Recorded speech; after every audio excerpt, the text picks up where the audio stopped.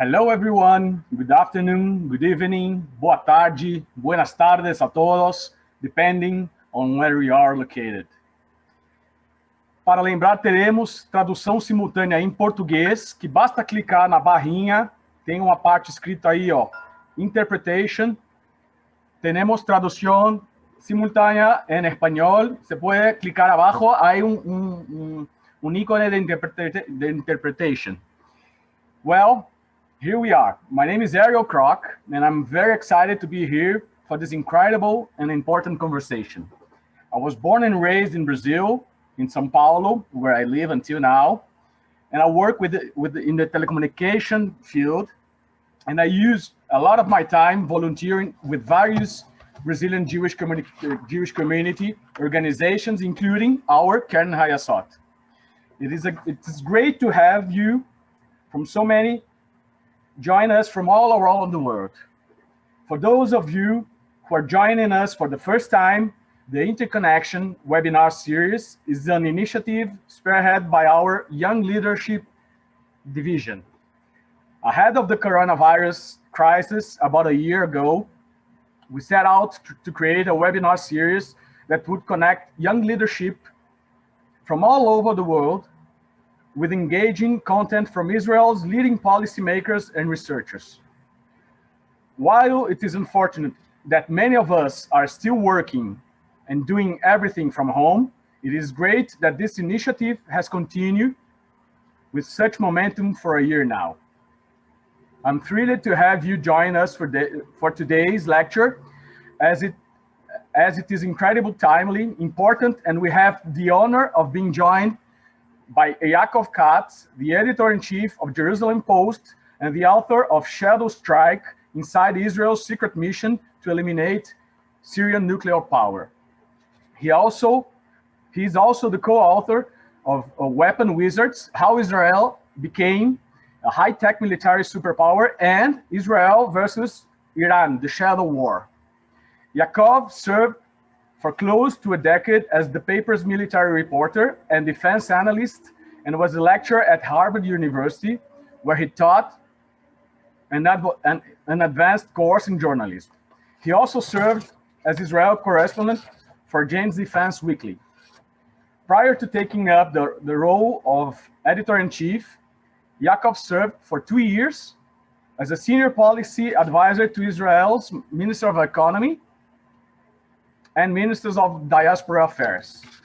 In 2013, Yaakov was one of the 12 international fellows to spend the year at the Nieman Foundation for Journalism at Harvard University. Originally from Chicago, Yaakov also has a law degree from Bar-Ilan University. He lives in Jerusalem with his wife and 4 children. Yaakov, thank you for taking your time to be with us today. The screen is now yours. Thank you. Okay, I'm not going to say this right, but I'll try. Obrigado, Ariel. Right? Okay. You did it perfectly. I did it perfect. So thank you very much. It's a pleasure to be with you all. I was in Sao Paulo. I'm thinking it was 2016, so almost 5 years ago. I think probably March 2016. And I spent a Shabbat there, and saw a beautiful Jewish community. And I was very impressed with the warmth and the love for Israel and for the Jewish people. So it's really a pleasure and a kavod, an honor for me to be with all of you this evening. I'd like to talk, I was asked to speak a bit about the elections, which unfortunately, for better or for worse, Israel is going into now its 4th vote and its 4th election in 2 years' time. So the first election was in April of 2019. The second election was in September of 2019. The third election was March of 2020 of last year. And now on Tuesday, we will have our 4th election in the span of 2 years. On a sad note, we'd like to think about Israel and the Jewish people as coming out very high in different international rankings. There was one, for example, yesterday that came out that showed that Israel it's called the happiness ranking. It ranks countries based on how happy their people are. Israel's number 14, which is pretty impressive. But when it comes to elections, we are the worst in the world today in terms of the rate and the pace at which we hold our elections, worse than Italy, worse than Brazil, worse than all these countries around the world that have known political instability in throughout the last few decades. And I say that with pain because this is unfortunately becoming too frequent for Israel. But in the short time that I have, I want to kind of break down some of the issues and personalities. And I want to start with a story. A few years ago in 2017, I was in the United States. One of my books had just come out, and I was going around speaking at different places. And I was staying at a beautiful home overlooking the Biscayne Bay, which is this bay of water in the middle of Miami. And I'm sitting looking out over the water, drinking an espresso, and my phone pings. And I have a text message from a senior advisor to Prime Minister Netanyahu, who asks me if I'm available for him to call. I said, sure. 2 minutes later, the phone rings. I pick it up, and the conversation starts with, the conversation starts with, Yaakov, do you read every word in the newspaper? Now, because I've been editor-in-chief for 5 years now, I know that when someone asks me that question, usually a complaint is going to follow very quickly. So I said, why don't you tell me what's troubling you today? So he said to me, there was a letter to the editor. So, in newspapers, you have readers who send in letters to the editor. This is a common sight around the world and feature in newspapers everywhere. And he said there was a letter to the editor that was very critical of Sarah Netanyahu, Prime Minister Netanyahu's wife, traveling with him when he would go overseas on international trips. And we did not like it, he said. I said to him, I want to tell you 3 things. First of all, I'm in Miami. I'm looking out at the beautiful Biscayne Bay. I am not aware of letters to the editor right now. So if anyone is telling you or is afraid that this is some conspiracy or bias, that Yaakov Katz is out to get Sarah Netanyahu, please assure them that I have nothing to do with this. I said, number 2, it's a letter to the editor. I mean, let's put things into perspective. I have the utmost respect for my readers, but it's a letter to the editor. It's not our editorial. It's not an article written by one of the journalists. It's not an op-ed, an opinion piece written by one of my columnists. It's a letter written by a reader. So why are you making a big deal of something that should not be made into a big deal? And I said, number 3 is, now that you're talking to me about this issue and I'm thinking about it, if it's important for the prime minister that his wife travel with him, I don't have a problem with it. So will write an editorial later this week that says that if the prime minister wants his wife to go with him, and that makes him calm as he goes into important meetings with leaders like Bolsonaro or Trump or Biden or whoever it might be, then that's in Israel's interest that he goes into those meetings relaxed and calm when he has to talk about very important issues. So we're in favor. Now, I think I bring up that story because it's a telling story about Netanyahu and his obsession with the media and with every word that's written about him in the media. It's almost as if you have a Dr. Bibi, that's his nickname. Netanyahu's nickname is Bibi. Dr. Bibi and Mr. Netanyahu. Because you have the Bibi who is obsessed with the media. His obsession with the media is what got him into the trouble that he's currently in, and in the trial that's currently ongoing against him for bribery, fraud, and breach of trust. All charges that have been brought against him because he's tried constantly to interfere in media coverage of him. But then there's the other Netanyahu. There's the Mr. Netanyahu.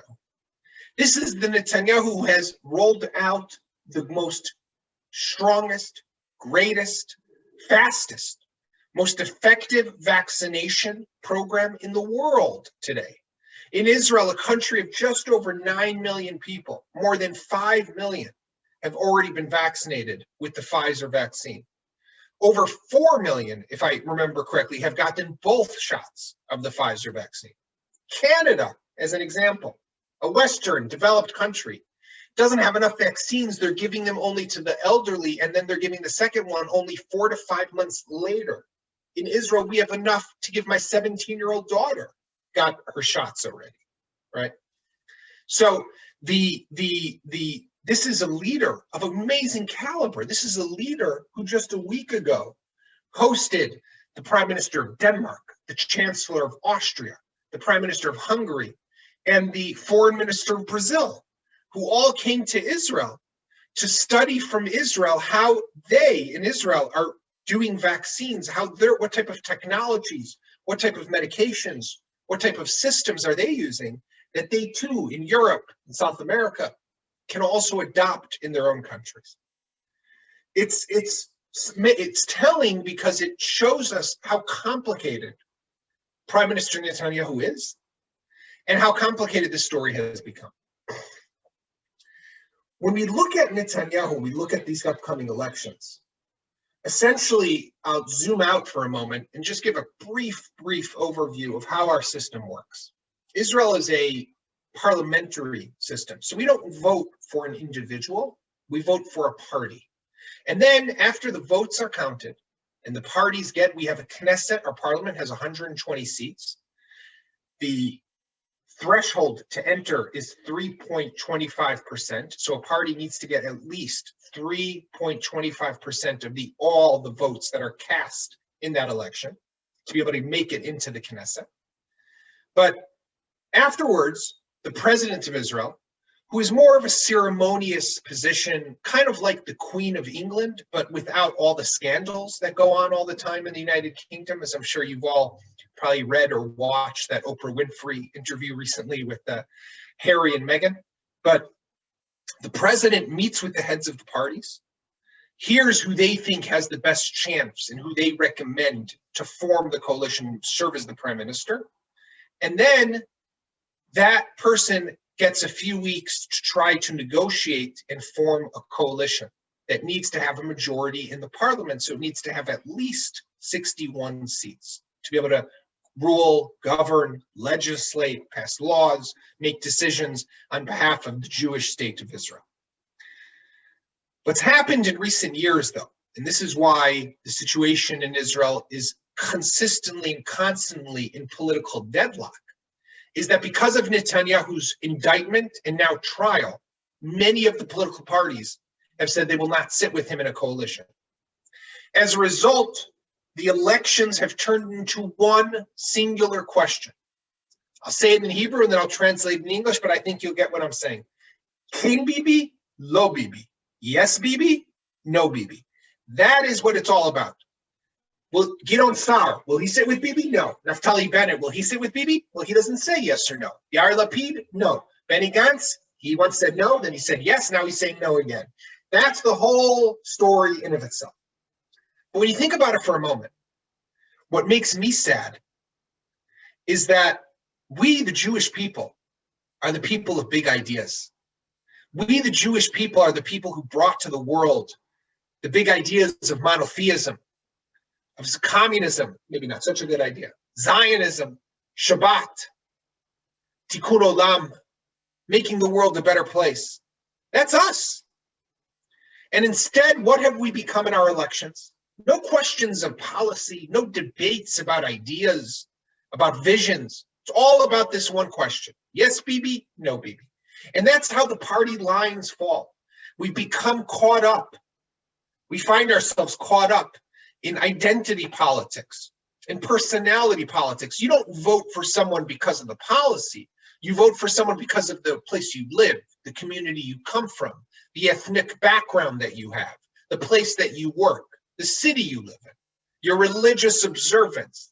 Haredi, ultra-Orthodox, Dati, national religious, far-right national religious, moderate national religious, secular this, secular traditional.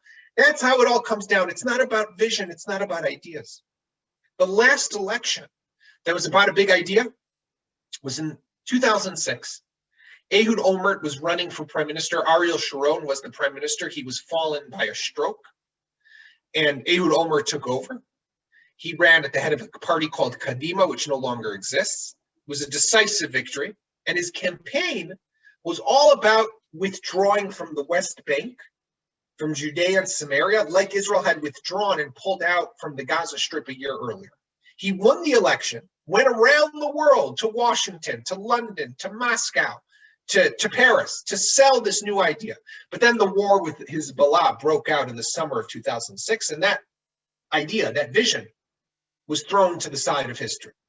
Since then, no big policy, no big idea. And that's unfortunate. Instead, party leaders are constantly defining themselves not by what they will do, but what they won't do. I won't sit with that guy. I won't do this. I won't do that. But we need big ideas. What essentially this does, though, is it creates two possible coalitions for Israel. The first is what Netanyahu is after in all of these elections, and that is a coalition of 61, because that's the majority you need in 120. On the right, him, the two ultra-Orthodox parties, and two other right-wing parties, one led by a fellow by the name of Naftali Bennett, and the other led by a guy by the name of Bezalel Smotrich. Bezalel Smotrich's party is very, very right-wing and very religious. Naftali Bennett's party is also right-wing, but is a mixture of religious and secular Israelis. If Netanyahu gets to 61 with those parties, his first agenda item will be to try to find a way to avoid his trial and to put a stop to his trial. There's different ways to do that. We could talk about that maybe later in the questions. But there's another alternative, and that is a government that will be established on the other side in what's called the anti-Netanyahu camp, led by Yair Lapid, the leader of Yesh Atid Party, former TV anchor and TV host. Labor Party, the former party, it's the only party now led by a woman, Meirav Michaeli. This is the party of Yitzhak Rabin and Shimon Peres and Ehud Barak. The party named Meretz, which is a very left-wing party, and other parties that could potentially join that coalition. Will that one come out, or will the right-wing, narrow religious party coalition come out? We'll find out sometime Tuesday night, or probably earlier Wednesday morning. But that's where we're at. And those are the questions that we're currently asking ourselves. These are the two, coalitions that stand a chance of being established. But what's interesting in Israel, and this feeds into what I spoke about before about identity politics, is that very much based on where you live is how you vote.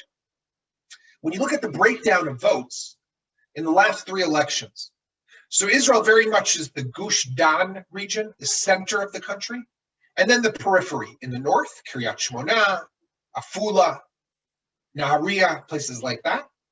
And in the south, Beersheva, Ofakim, Dimona, Yerucham.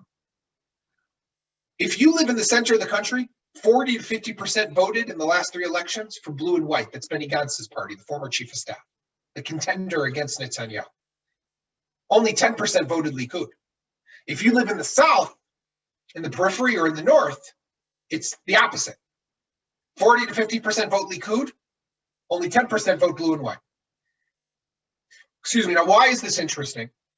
Because if you live in the center of the country, you have more money in your pocket, you got better access to better healthcare, better access to better education, and you're voting against the guy who helped get you all that. If you live in the periphery, you have less money in your pocket, you don't have as much access to good healthcare and as much access to good education, and you're voting for the guy who's not pulling you out of that. In Hebrew, we have a saying called hafuch al hafuch, which means everything is upside down. It's all messed up. But that's very much the reality, because the people in the periphery, they're voting for Netanyahu from an identity perspective. And the people in the center are voting against him because that's their identity. So it's not ideas, it's identity. There's a lot of things that keep me up at night and have me concerned. But I wanted to just mention three briefly before we go to questions. The first is checks and balances, the separation of powers, institutions, and a democracy. Israel needs to retain its democratic Jewish character, in my opinion. And we've seen consistent and constant attacks against our judicial system, our justice system, our police force, the courts, by the prime minister and his party, because it's an unhealthy situation when you have a political leader who's in office who's also on trial. Every decision that he makes, will be looked at through the prism of, is he doing this because it's good for the country or because it's good for his own political survival? Everything is tainted. That's not healthy for a society, for a country. The second concern that keeps me up at night is the rift, the growing divide between Israel and the diaspora. Jewish communities like yours in Sao Paulo or elsewhere in Brazil and throughout South America. We need to strengthen that bond. We need to remind ourselves why we are here in Israel as the Jewish state, because we are a state for all Jews. All Jews need to feel at home in the state of Israel. All Jews need to feel like they are welcome in the state of Israel. And at times it seems that we send the wrong message. We need to work on that. And this third issue is the division within Israeli society is keeping me up at night, is making me worried about how has mudslinging, throwing mud and dirt at one another, calling each other names, how has that become our story? We are the people that are meant to be an or lagoyim, a light unto the nations. That is the Jewish story. That's the Jewish purpose. But we're not doing that when we're stuck in this non-stop cycle of elections.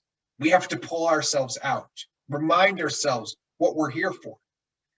And I'll tell you, in Corona, during the past year of COVID-19, which has been difficult for everyone. I know in Brazil, it's been very difficult and hard, especially recently. You're facing now a new wave, and I wish you all best and safety.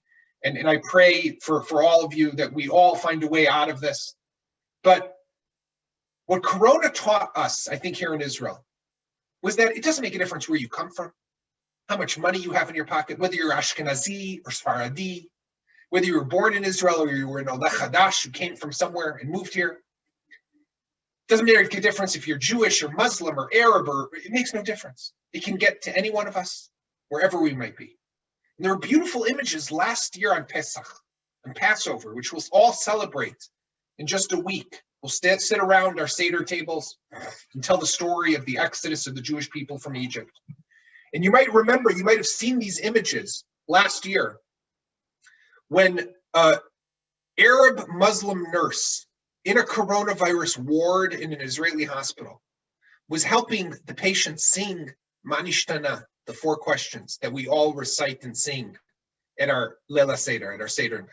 The picture of an Arab doctor carrying a Sefer Torah, a Torah scroll, into a coronavirus ward so those patients can read from the Torah on the Chag, on the holiday.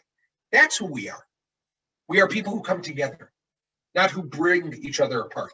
And that's why I hope that this election will finally bring an end to this division, to this polarization, to this divide that we have inside Israel. We can move forward from a place of strength and of unity. Thank you all very much. Thank you so much, Yaakov.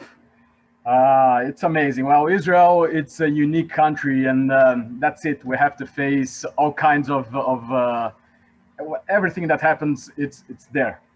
So, okay, so I'll start with the first question, then I'll move to the Q&As. And so my question is, as for this election, Bibi took a different approach towards the Arab-Israeli community. From intimidation attempts to a partnership with Nael Zoabi, an Arab Muslim school principal that could become the first Likud's government minister for the next possible coalition, who knows? Right. So the question is, will that work? Will it increase the votes from the Arab-Israeli communities? If so, what is the possibility to advance Arab communities, especially over the high levels of violence and organized crimes in the communities? Sorry, it was only one question, but I divided in 3. No, it's a very important question. It's a very good question. Israel, 20% of our population are Arabs. Israel is a country of about 9 million. You have about 2 million Arabs in Israel, full citizens like myself. They enjoy full equal rights. We have issues like without countries with minorities, which we have to work on. But for too long, the Arab parties and the representatives in the Knesset were focused on one issue, the Palestinians, not their own problems inside their own communities. And that's how you find yourself, and like you mentioned, Ariel, with rampant violence, murder rate that's out of control. There's not a week that goes by without a random shooting that's killing Arab children, Arab women.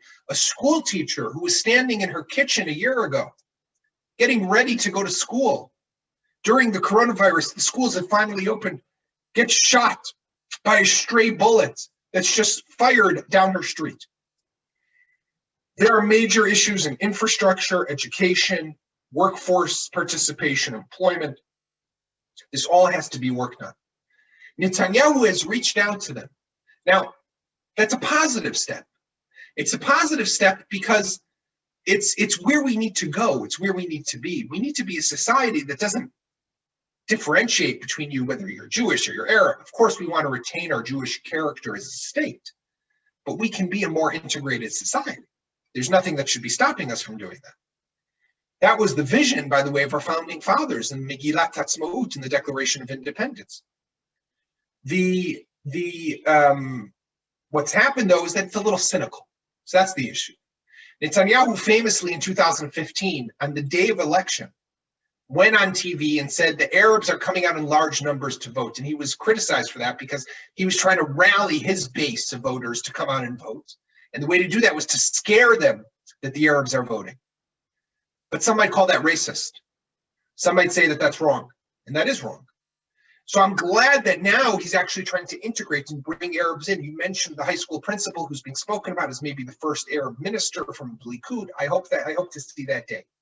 But there's no reason, for example, that Likud shouldn't have an Arab on their list. There's no reason that any of these lists should not have Arab members. But also the Arabs have to want to change their society. And I think that to an extent they do. The feeling is that you want, and the Arabs for the first time in one of the last elections came to the president and recommended that Benny Gantz form the coalition. They have for 25 years refrained from making any recommendation. That was a step. So we need to see more of that. We have to hope for more of that. That is in all of our interest as a country, is to see greater integration, more participation in the workforce, particularly of Arab women. Right? We don't have a lot. Arab women is only at about 30% participation in the workforce. Arab men is much higher. But from a lot of reasons, cultural, traditional, conservative, they're very conservative at the home. So they stay home, they take care of the children, they take care of the house. But we need this. And imagine that injection of new talent into Israel's economy. Imagine what that can do. So this is in all our interest for the sustainability of our country. Thank you. So now I'll move to the questions from our audience. We have the first one from Miriam Wasserman. She's asking, what didn't work in the previous election and how this can be a different one? A lot didn't work in the previous election, Miriam. But I think first and foremost was that, again, it fell back to that issue of, will I sit with Netanyahu or will I not sit with Netanyahu? And as long as Netanyahu didn't have the 61, there was enough of a block on the other side to prevent him from forming a coalition. You remember, though, is that after last March's election, that was the last election, in May, after both Netanyahu and Gantz had failed to try to form a coalition, they decided to form a unity government together. And the reason that they did that, Gantz, who had promised not to sit with Netanyahu, decided to backtrack on his promise and to violate it because of the COVID-19 crisis, right, and coronavirus. And I think that he made the right decision at the time. Israel needed a functioning government.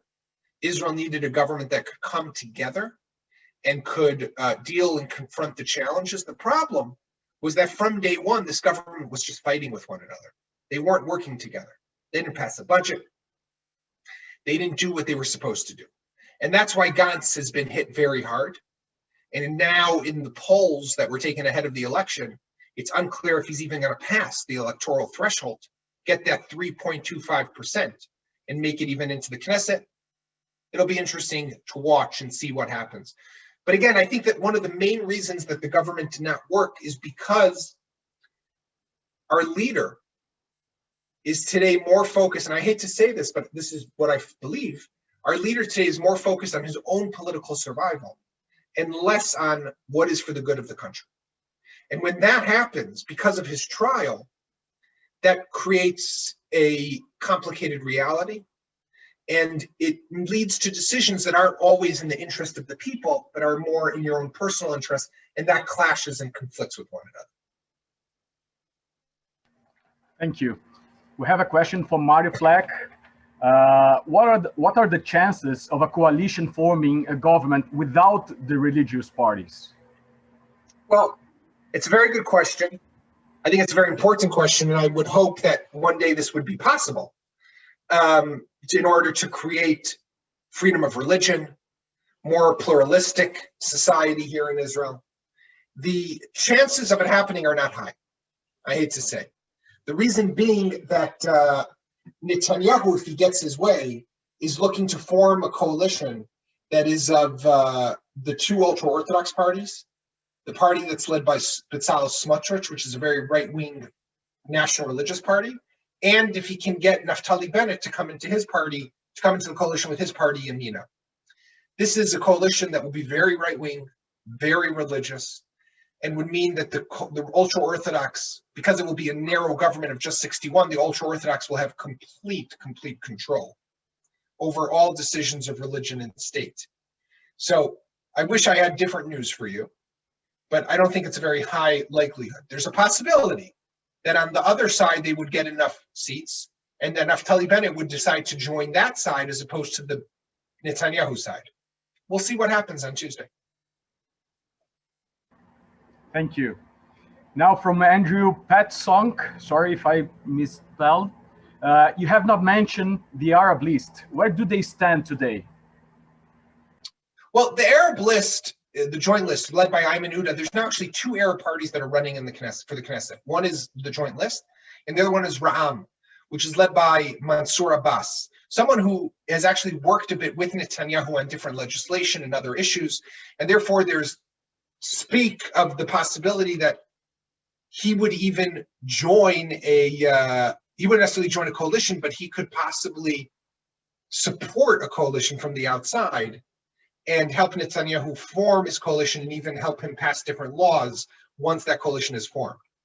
But if we put that aside for a moment, the joint list and the Arabs, they are working very hard on trying to increase their numbers because they've split from Ra'am. They're no longer polling at 13, 14, or 15, but they're polling closer to 8 or 9 or just maybe 10. They have changed their talk. They're now much more focused on local issues, on crime, on infrastructure, on education, on welfare, much less about the Palestinian issue. That's a good change. That's change that's good for them. It's a good change for the state of Israel. And I would hope that there will come a day that they'll be able to also be part of the government, right? That's what we ultimately need to hope for. Thank you. We have a question in Portuguese from Sheila Mann. In your opinion, the Israeli population is voting for a Jewish state or for a democratic state? What's your opinion? It's a great question. I think it's split.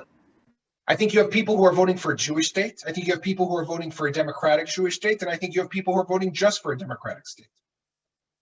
I think it's become very much a focused question and a very important question at the core of what we want here out of Israel, right? Israel is still, let's not forget, we're just 73 years old. That's a blip in history. We're still building ourselves. We're still creating this amazing miracle, the greatest miracle of the 20th century. But we have to preserve it. And the question is, how do you do that in the best way possible? I believe we need to be a Jewish democratic state. Other people believe we need to be a state that's run by halakha, by Jewish law.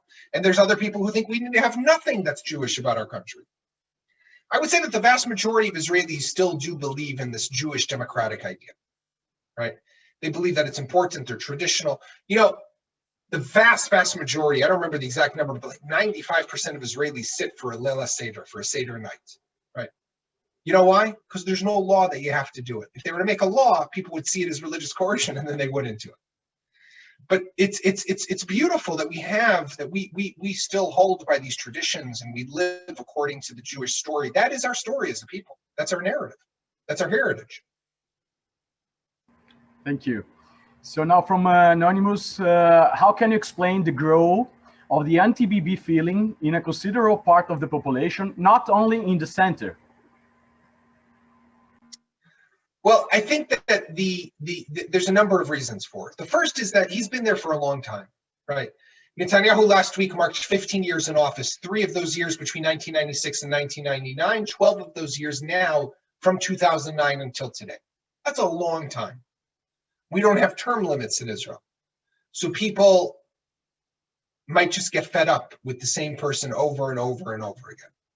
The second issue is that there is this division in Israel, right? People are fed up with the division. They want to see a country that comes together. They want to see a country that works together. Other people are upset that Netanyahu has mortgaged a lot of the country to the ultra-Orthodox parties, who are his strongest partner, right? And basically given them a lot of control over issues like we spoke about before, of religion and state. We saw throughout coronavirus, for example, there was not equality when it came to enforcement of regulations. That if people in Tel Aviv went outside in large groups, they would get fined. If people in ultra-Orthodox Haredi neighborhoods went out in large groups, nothing happened. That also got people upset. So I think that there's a combination of a lot of different elements, but we can't ignore the fact that Netanyahu has had huge success for Israel. The vaccination campaign is tremendous. The peace deals with the United Arab Emirates, Bahrain, Morocco, Sudan, the Abraham Accords, amazing for Israel, right? Keeping Israel safe. And during the last 12 years, we've had the least amount of Israelis killed in any point in history, right? That's a huge achievement. That's not something that's just, you can ignore. We have to recognize all of this. But there's also his trial, his corruption, the indictment against him, the fact that he is on trial for bribery, fraud, and breach of trust. It's difficult to ignore that too. So I think all of that together has created this very strong anti-Netanyahu movement, but not yet strong enough to take him down and remove him from office. So another question from the audience. Is there a possibility that Israel can change its constitution so that the endless cycle of election can be broken? Well, I hate to break the news, but we don't have a constitution. That's part of the problem, right? If we had a constitution, we might have an issue. We might have something called term limits, which would then stop the same leader from being able to continue and continue and continue. But we don't have that. We don't have a constitution. That's why we have these issues of religion and state, which keep on coming up. We have problems when it comes to the draft into the army, that the Haredi and the ultra-Orthodox don't serve at the same rate and the same numbers that regular secular and national religious Israelis do. This is why, by the way, the reason there is no constitution is because back in 1948, Ben Gurion, our founding father, recognized that it would be very complicated for Israel to be able to create a constitution because we're so diverse, we're so different, we come from so many different places, right? That is compounded and even more so the case today. So I don't foresee necessarily a constitution, but we do have issues that have to be worked out within our country and between our different people. Okay, thank you. So another one from Daniel Bekor. What do you think will Bennett stands in terms of coalition at these elections? Bennett, you said? Bennett. Yeah. Excuse me. Bennett is really he's the guy to watch on Tuesday. He really is. He's the kingmaker. Because Bennett is polling now at about 10 seats. Let's say he gets 10, 11, 8, 9, whatever it might be. Those seats, because he's not part of the camp that has said, I will never sit with Netanyahu, they could either go to Netanyahu or they could go to the other camp. So very much so, Bennett will determine where he puts those seats and who is going to be the next prime minister of Israel. This gives him a lot of leverage, gives him a lot of power. Now that will depend on exactly what the breakdown is. Will there be an option to have a government on both sides or just on one side? If there's only an option on the Netanyahu side, I would guess we'll go with Netanyahu. If there's only an option on the other side, in other words, Netanyahu does not have 61 even with Bennett, it'll be interesting to see how that plays out. Because Bennett has also said he won't sit, though, under Lapid as prime minister. So then how would that work? So we'd go to a fifth election? I would hope not. So it'll be interesting. I think that these people, if there's no government for Netanyahu, the other side will have to come together, sit in a room, do a conclave like at the Vatican, and until white smoke comes out, they'll have to determine who is going to lead Israel and what type of coalition there's going to be. That's what we need. We need to be able to move forward and beyond. Thank you. So another one from Kathleen Borger. The peace with the United Emirates and other Arab countries is helping Bibi or is splitting Israeli society? What's your opinion? Totally helping Bibi. Totally. It's interesting though. He doesn't talk about it that much, right? His main campaign slogan is, back to life. Is about the vaccines. He keeps on talking about the vaccines, how I brought the vaccines, I got you vaccines, I vaccinated you. He goes to vaccine centers all the time. He wants you to think about the vaccines, and we've reopened as a country. I've been to restaurants, right, which is incredible. The peace deals are great, but for some reason they're not viewed as electorally valuable, right? They're not getting him votes. I think people don't have a problem with him on foreign policy, right? You look at Netanyahu and his credentials of what he's done, working with around the world, with Putin, Syria, Iran, the Palestinians, you name it. He's not weak there. He's strong. No one questions that. So that's not what's going to get him votes. What's going to get him votes are things like now with the vaccines, COVID, the economy. So he's talking more about vaccines. He's talking more about what he would do if he's reelected, how he would fast forward our economic growth to the next stage. You got to ask yourself, he's been in office for 12 years, but I guess now he's been holding out on this plan until today. Thank you, Yaakov. So another one from David Alon. Do you see a danger that either of the sides will not accept the results from the election? That we will see scenes like the storming of the Capitol in Jerusalem, obviously. Yeah, David, I definitely hope that will not happen, but I cannot rule it out. There are people who are driven by ideology, by religion, are blinded by ideology and religion in the way they vote and what they believe politically. And that could lead people to do some things that we would probably not agree with. So I hope that won't happen, but I think that just like we saw that it happened in the Capitol, and I think a lot of Americans, myself, a former American, watching it happen, did not believe that something like that could happen. It could sadly, possibly happen here. Netanyahu has been asked this question, by the way, David, and he was asked if he would respect the results of the election, and he has said he would. He said jokingly, what would I do? I would cry? What would that do for me? So I want to believe that Netanyahu, and I think he is a true leader. He's a statesman. He's a man of history. He understands his place in history. He feels that he's being cheated. He feels like there's a conspiracy against him. I think he genuinely believes that.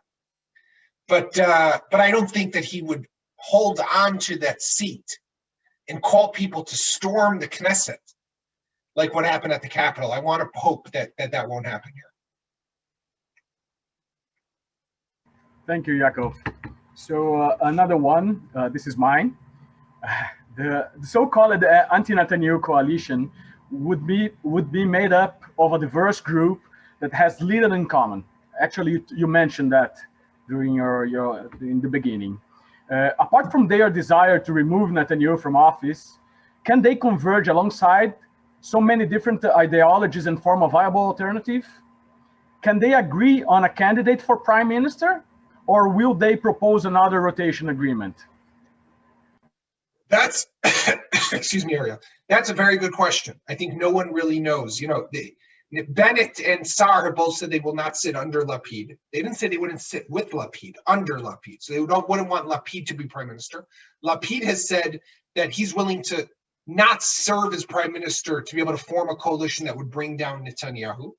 So it'll be interesting to see. On the other hand, if Lapid has 20 seats and Bennett only has 8 or 9 and Saar only has 6, 7, or 8, who would be prime minister, right? So it'll be interesting. One possibility is that Saar and Bennett merge the day after the election. They come to those coalition talks with Lapid with a block of 15, 16 seats, right? In that case, maybe they could then make a legitimate argument that one of them should be prime minister. How they decide between them, I don't know. So it'll be interesting to see. I would think it would be difficult, but I think there is enough of an interest and motivation among these people. They want to see Netanyahu taken down. They are motivated to do that. They believe that Netanyahu removed from office would restart and reset Israel, would reshuffle the entire deck of what the politics in this country look like, and would be a new beginning. Are they right? I don't know. I don't think that you can blame one single. I have criticism of Netanyahu, as you have all heard over the last 45 minutes, right? I don't spare that criticism. But I also don't think that we can believe that if he just leaves office, everything changes. No, we have work that we have to do in our society. We have to change how we are, how we behave, how we conduct ourselves. It's across the country. It's not one person. Yes, one person impacts rhetoric. One person impacts policy. One person sets a tone. But it's about us and what we want to do. So, excuse me, whether he stays on as prime minister or he's removed as prime minister, the work is incumbent upon each and every Israeli to do to affect real change in our country. Thank you. Now from Fleming Navarro. We are only looking on all the benefits be achieved in a foreign relation. But what did he achieve in domestic relation? Who benefit the people on a day-to-day level? It's a very good question, Fleming, and it's one that is highly controversial, right? Netanyahu does a great job in diplomacy. Netanyahu does a great job in building up those one-on-one relations.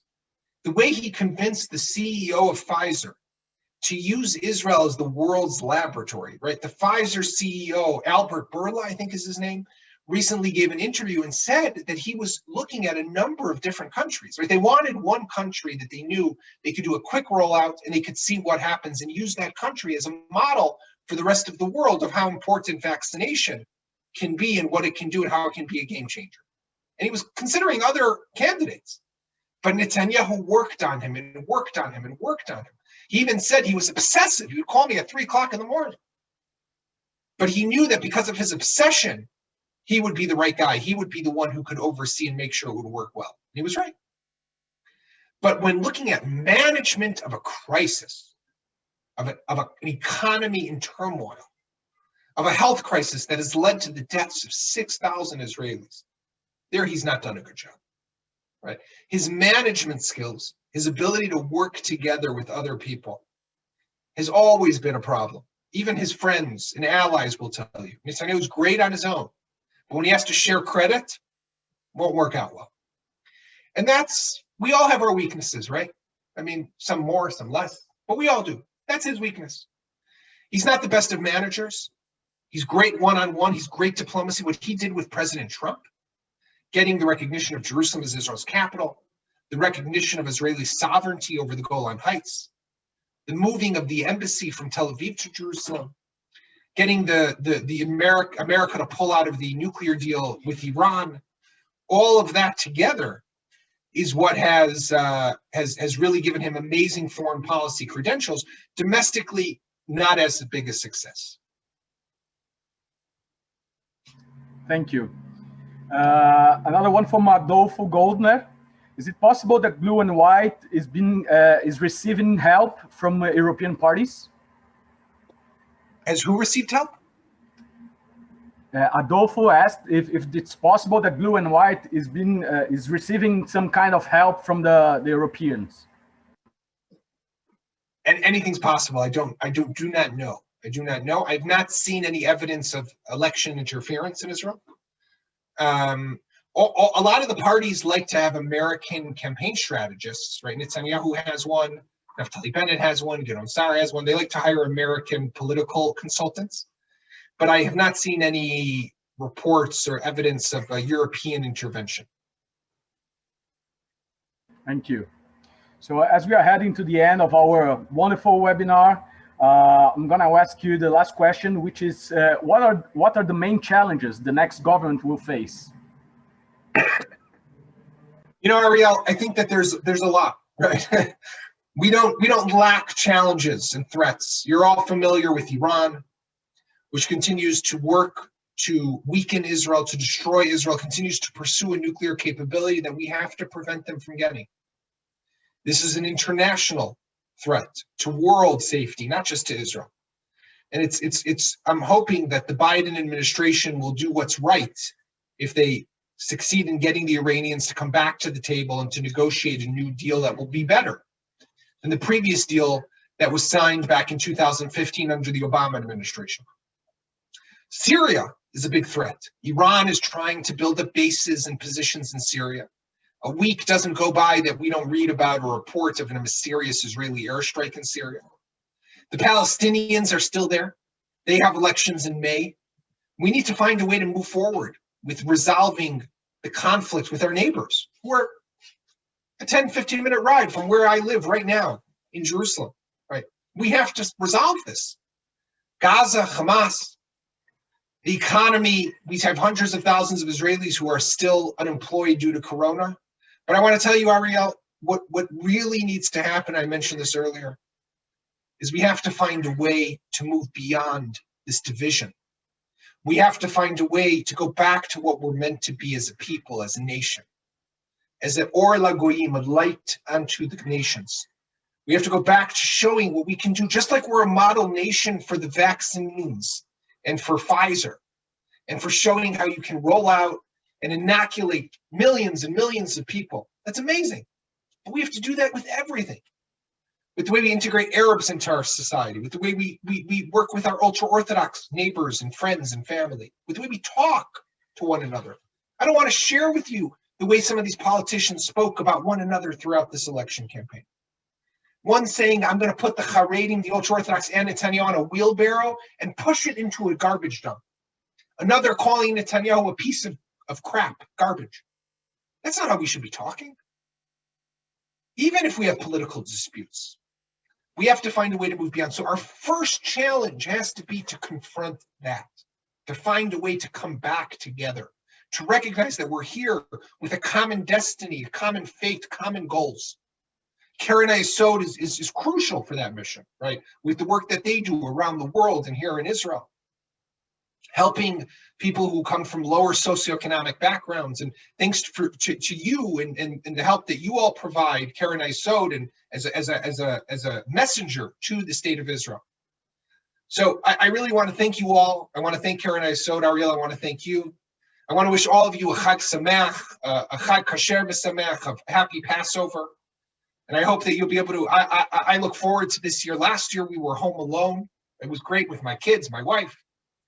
But this year we'll be able to be with some family. So I hope that you all will be able to see some of your families soon. And I hope to see you all soon in Israel. Thank you very much. Thank you for having me. Thank you so much, Yaakov. We have many other questions, but not enough time. So this is us. This is our Jewish people all over the world and questioning all the time. So thank you very much for your incredibly insightful conversation. We are all delighted and honored to have the opportunity to speak with you this evening, and obviously for your insights. So thank you so much to every one of you for joining us today. Chag Sameach, all the best. Shavua Tov.